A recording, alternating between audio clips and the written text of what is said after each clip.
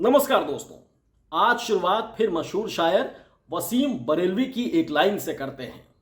Line ये कि कौन सी बात कहाँ कैसे कही जाती है, ये सलीका हो तो हर बात सुनी जाती है। अब इन लाइंस का आज की तारीख में सियासी तर्जुमा भी समझ लीजिए, जिसकी वजह से मैं ये वीडियो बना रहा हूं। प्रोफेसर वसीम बरेलवी की लाइनों का सियासी तेवर कुछ यूं हो सकता है। कौन सी चाल कहां कैसे चली जाती है, ये सलीका हो तो हर बिगड़ी संवर जाती है। दोस्तों, इस समय राजनीति में इतना हुनरमंद सिर्फ एक ही शख्स है। कौन है वो? है हमारे प्रधानमंत्री नरेंद्र मोदी। अपने इसी हुनर से प्रधानमंत्री मोदी ने विपक्ष की तमाम कवायद, तमाम आरोपों को बेअसर करते हुए राजनीति की उठापटक पर कयासबाजी करने वाले तमाम दिग्गजों, पत्रकारों के अनुमानों को किनारे लगाते हुए ऐसा मास्टर स्ट्रोक चला कि अब बैसाखियों पर टिकी उनकी सरकार खतरे से बाहर नजर आ रही है। लोकसभा चुनाव में प्रधानमंत्री नरेंद्र मोदी के 400 पार के नारे को जनता ने खारिज कर दिया था। जनता ने मोदी जी की पार्टी बीजेपी को बहुमत से नीचे ला पटका। फिर भी नरेंद्र मोदी लगातार तीसरी बार प्रधानमंत्री बने और रिकॉर्ड बना लिया। देश के पहले और लगातार 3 बार प्रधानमंत्री बनने वाले इकलौते प्रधानमंत्री जवाहरलाल नेहरू की बराबरी पर आकर खड़े हो गए नरेंद्र मोदी। लेकिन इस रिकॉर्ड पर पहुंचने के लिए मोदी को 2-2 बैसाखियों का सहारा लेना पड़ा। कौन है वो बैसाखी? बीजेपी की 240 सीट लोकसभा में 272 के बहुमत से काफी दूर थी और दूसरी ओर राहुल गांधी की कांग्रेस भी इंडिया गठबंधन के साथ 235 सीट लेकर बहुमत के जुगाड़ में थी। लेकिन जैसा कि आप सब जानते हैं कि बहुमत मिला बीजेपी की अगुवाई वाले एनडीए को, क्योंकि राजनीति के माहिर खिलाड़ी प्रधानमंत्री नरेंद्र मोदी और राजनीति के चाणक्य कहे जाने वाले मोदी के लेफ्टिनेंट अमित शाह, जो अब गृह मंत्री हैं, उनकी दूर की नजर बहुत दूर तक देख सकती है। प्रधानमंत्री नरेंद्र मोदी ने बेशक 400 पार का नारा दिया था, लेकिन दूरदृष्टि दिखा रही थी कि बात बिगड़ भी सकती है।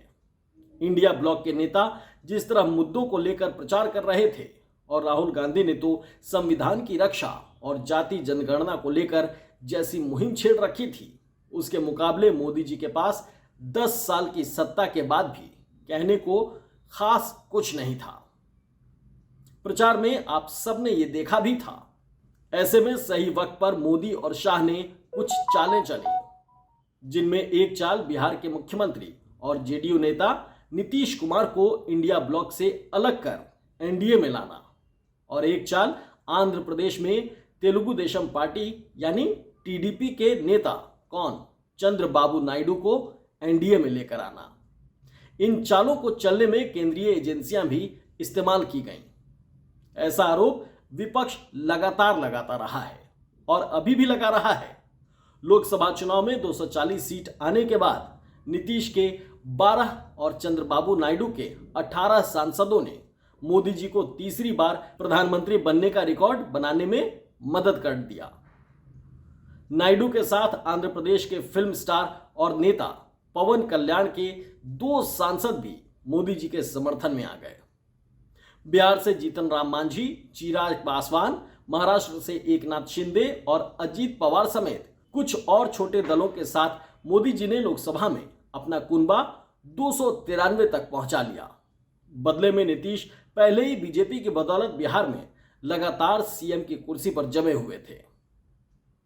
दूसरे दलों को कैबिनेट में जगह देकर और राज्यों में सरकार बनवाकर मोदी जी ने सब सेट कर लिया। बस आंध्र प्रदेश में नायडू बाबू को लेकर एक पेच चल रहा था, जो मोदी सरकार के लिए लगातार खतरे की घंटी बजा रहा था। आंध्र में टीडीपी को अपने दम पर ही बहुमत मिल गया, यानी नायडू प्रधानमंत्री नरेंद्र मोदी पर निर्भर हुए बगैर ही मुख्यमंत्री बन गए। जाहिर है, राजनीतिक सौदेबाजी का यह समीकरण प्रधानमंत्री नरेंद्र मोदी को रास नहीं आ सकता था। नायडू ने जून में केंद्र में सरकार बनने के बाद पिछले 4 महीने में ही डिमांड्स का अंबार भी लगा दिया। ये सब तो आप जानते ही हैं कि कैसे अमरावती को राजधानी बनाने के अपने ड्रीम प्रोजेक्ट के लिए और स्पेशल पैकेज के लिए नायडू ने भारी भरकम बजट की मांग प्रधानमंत्री नरेंद्र मोदी के सामने रखी हुई है। मोदी और तीसरी बार सत्ता संभालने के बाद से ही अपनी अल्पमत सरकार को बहुमत की ओर ले जाने की कोशिश में लगे हैं। छिटपुट ऑपरेशन राज्यसभा के जरिए भी किए गए, जैसे बीजू जनता दल के एक सांसद का इस्तीफा कराकर बीजेपी से वापस राज्यसभा पहुंचाना। लेकिन लोकसभा में अभी बीजेपी को कोई कामयाबी हासिल नहीं हुई है। कोशिश जरूर जारी है, कभी जेडीयू में तो कभी चिराग पासवान के खेमे में। तोड़फोड़ की अटकलें इसी बात का इशारा करती हैं। लेकिन सबसे अलग अपनी सरकार को स्थायी बनाना प्रधानमंत्री नरेंद्र मोदी की पहली प्राथमिकता है, जरूरत भी है। और अब प्रधानमंत्री नरेंद्र मोदी ने अपने स्तर से इसका पुख्ता इंतजाम भी कर लिया है। यह मजबूती उन्हें मिली है चंद्रबाबू नायडू के जरिए। नायडू के इस समीकरण को समझने के लिए आपको एक बार फिर थोड़ा बैकग्राउंड में लेकर चलते हैं, क्योंकि उसके बगैर बात ठीक से समझ नहीं आएगी। इसीलिए थोड़ा बैकग्राउंड में चलिए। नायडू के एनडीए में शामिल होने से पहले एक खास घटनाक्रम हुआ था। पिछले साल चंद्रबाबू नायडू को आंध्र प्रदेश कौशल विकास निगम के जरिए कथित तौर पर 370 करोड़ रुपए के घोटाले के आरोप में जेल भेजा गया था। उस वक्त नायडू एनडीए में शामिल नहीं थे, ध्यान रखिएगा। 53 दिन जेल में रहने के बाद नायडू जेल से बाहर आए। उसके कुछ समय बाद नायडू बीजेपी के साथ एनडीए में शामिल हो गए। अब देखिए, अब क्रोनोलॉजी समझाने के लिए आपको खास जरूरत नहीं है। यह कथित घोटाला नायडू की पिछली सरकार में हुआ बताया गया। नायडू के खिलाफ आंध्र प्रदेश की जगन मोहन रेड्डी सरकार ने चुनाव से महज 2 महीने पहले एक और शिकंजा कसा था। सीआईडी ने नायडू और एक आरोपी कंपनी के अधिकारियों के खिलाफ चार्जशीट भी दायर कर दी थी। सीआईडी की जांच के आधार पर ही प्रधानमंत्री नरेंद्र मोदी के प्रवर्तन निदेशालय यानी ईडी ने भी नायडू के खिलाफ केस दर्ज किया था। इन सब आरोपों और कानूनी प्रक्रिया के बीच नायडू जून में प्रचंड बहुमत से आंध्र प्रदेश की सत्ता में आ गए, माननीय मुख्यमंत्री बन गए और उससे भी ज्यादा वो प्रधानमंत्री मोदी की कुर्सी के एक पाया भी बन गए। ये शायद उनकी सबसे बड़ी ताकत है। राज्य सीआईडी तो वैसे भी अब उनके अंडर ही है, लेकिन ईडी का मामला अभी तक फंसा हुआ था। बजट की अपनी तमाम डिमांड्स के साथ ही नायडू ने मोदी जी के कई अहम बिलों पर भी ऐतराज जताना शुरू किया। वक्फ बिल उनमें से एक है, लेकिन ईडी केस में कोई हलचल होती ना देख आखिरकार नायडू ने मोदी को सबसे ज्यादा परेशान करने वाले मुद्दे को हथियार बनाया। नेता प्रतिपक्ष राहुल गांधी जिस कास्ट सेंसर यानी जाति जनगणना को लेकर प्रधानमंत्री मोदी और उनकी सरकार कॉरपोरेट के साथ नेक्सस सब पर हमलावर है, नायडू ने राहुल गांधी के उसी मुद्दे पर मोदी सरकार को कटघरे में खड़ा करना शुरू कर दिया। यह प्रधानमंत्री मोदी को सबसे ज्यादा बेचैन करने वाली बात थी। मोदी की कुर्सी नायडू और नीतीश की बैसाखी पर ही टिकी है, ये सबको मालूम भी है। नीतीश लंबे समय से एनडीए में खुश नजर नहीं आ रहे, लेकिन बिहार में उनकी सरकार बीजेपी के बूते ही टिकी है। इसीलिए मोदी उतने फिक्रमंद नहीं हैं, लेकिन नायडू अपने दम पर आंध्र की अपनी सरकार चला रहे हैं। अगले चुनाव भी 5 साल बाद होने हैं, यानी नायडू की नाराजगी को हल्के में नहीं लिया जा सकता है। ऐसे में मंगलवार को ईडी ने स्किल डेवलपमेंट स्किल के तहत कथित घोटाले में आंध्र प्रदेश के मुख्यमंत्री चंद्रबाबू नायडू को क्लीन चिट दे दी। जी हां, बहुत बड़ी खबर है ये, क्लीन चिट दे दी। ईडी का कहना है कि घोटाले के कोई भी तार नायडू से किसी तरह नहीं जुड़ते हैं। हालांकि ईडी ने आरोपी कंपनी और कुछ अधिकारियों की कई करोड़ की संपत्ति जब्त करने की जानकारी भी दी है।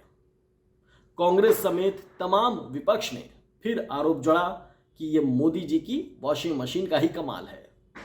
मतलब मोदी जी की वॉशिंग मशीन में एक साइड कोई जाता है, दूसरी साइड धुल के वो चकाचक क्लीन होकर निकल जाता है। इसीलिए विपक्ष आरोप लगातार लगाता है। लेकिन ये एक मुख्यमंत्री के लिए तो बड़ी राहत की बात है। हालांकि नायडू से ज्यादा ये अब प्रधानमंत्री नरेंद्र मोदी के लिए सुकून की बात होगी। कम से कम अब राजनीतिक सौदेबाजी में इतना बड़ा तोहफा पाने के बाद नायडू की ओर से तो मोदी जी निश्चिंत ही हो सकते हैं। लोकसभा में 293 के कुनबे के साथ प्रधानमंत्री नरेंद्र मोदी को ज्यादा जरूरत इसकी है नायडू की। 12 सीट वाले नीतीश के तेवर और पलटी मारने के रिकॉर्ड को देखते हुए नीतीश पर हर वक्त मोदी भरोसा नहीं कर सकते। ऐसे में नायडू को संतुष्ट कर प्रधानमंत्री नरेंद्र मोदी ने अपनी सरकार को भी कुछ हद तक निश्चिंत कर दिया है। अब अगर नीतीश वापस इंडिया ब्लॉक में चले भी जाए तो नायडू बाबू इस मुलायजे में मोदी का साथ नहीं छोड़ेंगे। वैसे भी हरियाणा में अप्रत्याशित हार के बाद राहुल गांधी और इंडिया गठबंधन केंद्र की सत्ता के लिए नई रणनीति बनाने में जुटा है और प्रधानमंत्री नरेंद्र मोदी के सामने हार का वही खतरा महाराष्ट्र में भी मंडरा रहा है जो हरियाणा में था। हरियाणा में तो प्रधानमंत्री नरेंद्र मोदी ने बाजी पलट दी, लेकिन बार बार ये बाजीगरी हो पाए इसकी कोई गारंटी नहीं है। विपक्ष भी हरियाणा के नतीजों से चौकन्ना हो चुका है। ऐसे में प्रधानमंत्री नरेंद्र मोदी ने ऐसी चाल चल दी है कि अब महाराष्ट्र रहे या जाए, नीतीश कुमार रहें या जाएं, नायडू के सहारे उनकी कुर्सी को कोई टच भी नहीं कर सकता। बहुत बहुत धन्यवाद। हमारे YouTube चैनल एक्सक्लूसिव खबर को लाइक और सब्सक्राइब जरूर करते रहिए ताकि आप तमाम खबरें विस्तार से, जिस तरीके से मैं समझा रहा हूं उसी तरीके से विस्तार से सारी खबरें आप तक पहुंचती रहें। इसके साथ साथ हमारा एक और YouTube चैनल AI पर बेस्ड है, AI इंडिया ऑनलाइन। आप उसे भी लाइक और सब्सक्राइब कर लीजिए ताकि AI से संबंधित सारी खबरें आपको मिलती रहें। डिस्क्रिप्शन में मतलब कमेंट बॉक्स में नीचे आपको उसका लिंक भी मिल जाएगा। धन्यवाद।